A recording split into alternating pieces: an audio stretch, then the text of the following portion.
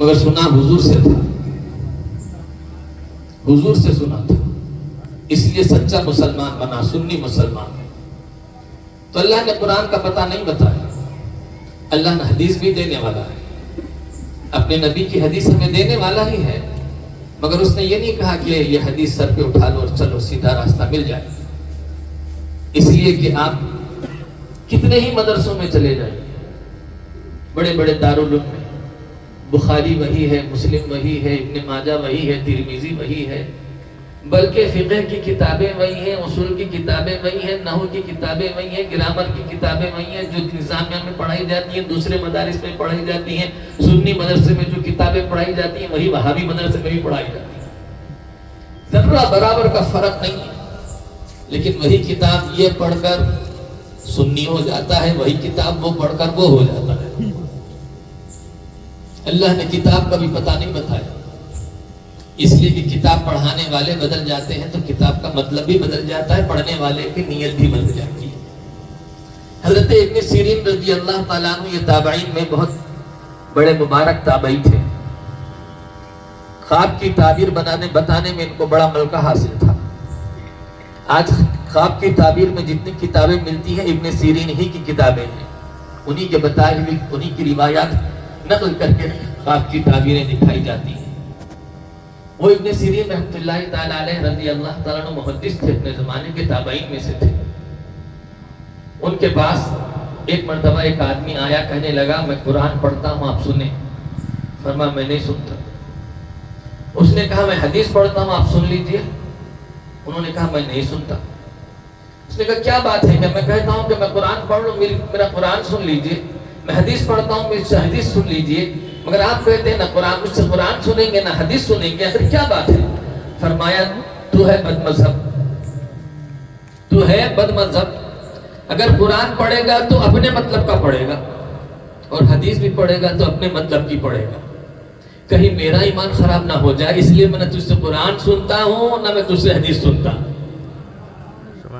حضرت مولانا انوار اللہ شاہ فاروقی علیہ الرحمہ حقیقت الفقہ میں اس روایت کو لکھ کے فرماتے ہیں آج کے دور کے مسلمانوں کو اپنے ایمان کی خیر بنانا چاہیے، اس لیے کہ ہم کسی کے پیچھے بھی قرآن سن لیتے ہیں، کسی سے بھی حدیث سن لیتے ہیں۔ دوستو میں کہنا یہ چاہ رہا ہوں کہ اللہ تبارک و تعالیٰ سے ہم نے سیدھا راستے کا سوال کیا تو اس نے ہمیں نہ قرآن کے حوالے کیا نہ کتاب کے حوالے کیا، بلکہ فرمایا انعمت علیہم صراط الذین انعمت علیہم۔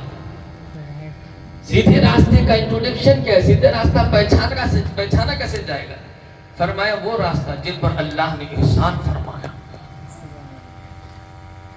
اللہ نے جن پر احسان فرمایا وہ راستہ۔ اللہ نے پرسنالٹی کو بتایا ہے، کتاب کو نہیں بتایا، اس لیے کہ کتاب بہت پڑھتے ہیں، قرآن سب پڑھے، غوث آدم کوئی نہ ہو سکا،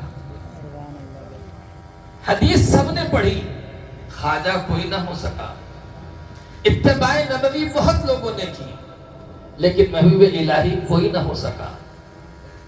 وہ ایک اکیلے پرسنالٹی ہے، وہ ایک اکیلا واحد ہے، اور وہ یہ دکھا رہا ہے کہ اگر تمہیں اللہ کا قرب چاہیے، میں نے جو پایا ہے اس ڈگر سے پایا ہے، اگر تم اس راستے سے آؤ، بھلے ہی تم محبوب الہی نہ بنو، بھلے ہی تم خواجہ معین الدین نہ بنو، بھلے ہی تم غوث اعظم نہ بنو، لیکن غوث اعظم کے صدقے میں تم بخشے تو جاؤ گے۔ راستہ تو سیدھا رہے گا، سیدھا راستہ اگر ہے تو سیدھا راستہ وہیں جائے گا، جلدی سے جائے یا دیر سے جائے، مگر جائے گا تو وہیں جائے گا جو جہاں ہمارا مقصود ہے۔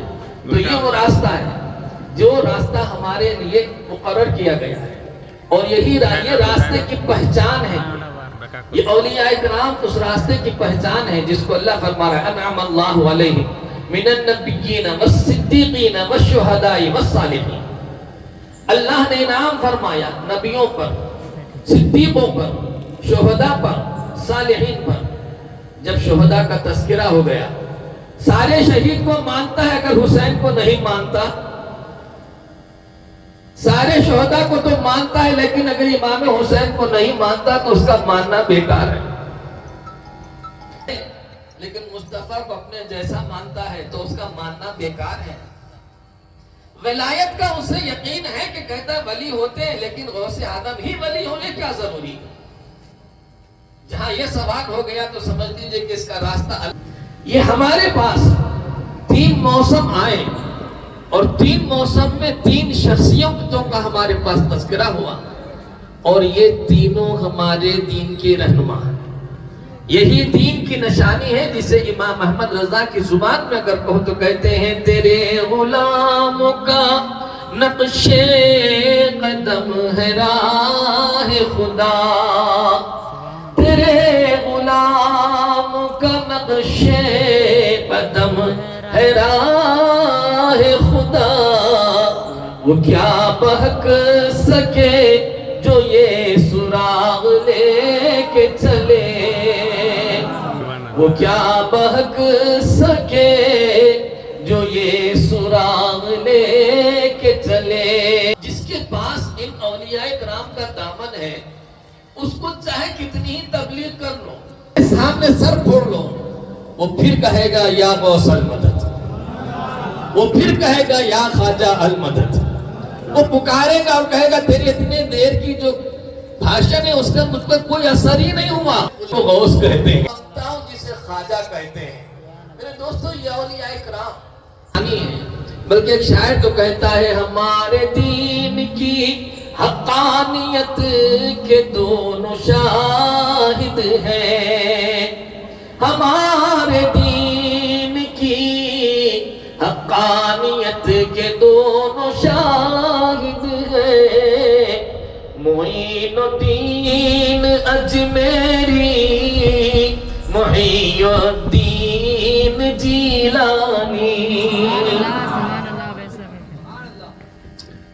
یہ اس لیے ہے کہ سچا راستہ اس کی مثال